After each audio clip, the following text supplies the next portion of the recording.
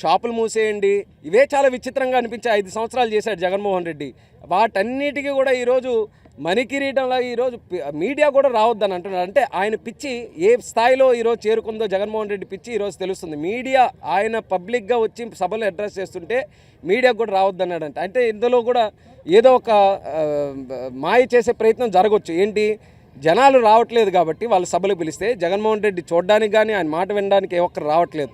అందుకని వాళ్ళ సాక్షి మీడియానే పెట్టుకొని వాళ్ళ తాలూకే వీడియోసే తయారు చేసుకొని ఎవరు రాకపోతే ఖాళీగా ఉన్న సీట్లు ఈరోజు ప్రజల దగ్గరికి వెళ్తే వాళ్ళు అటర్ ఫ్లాప్ అయిపోతారనే ఆలోచనతో వాళ్ళ మీడియాలను పెట్టుకొని బయటికి రేపు చూస్తారు మ్యానిపులేటెడ్ వీడియోస్, గ్రాఫిక్స్తో వీడియోస్, ఇవన్నీ కూడా రేపు చూస్తాం. ఎంతమంది వచ్చారు అంతమంది వచ్చారని డప్పు కొట్టుకోవడానికి ఈ ప్రయత్నం చేశారు. కానీ నిజం అందరికీ కూడా తెలుసు.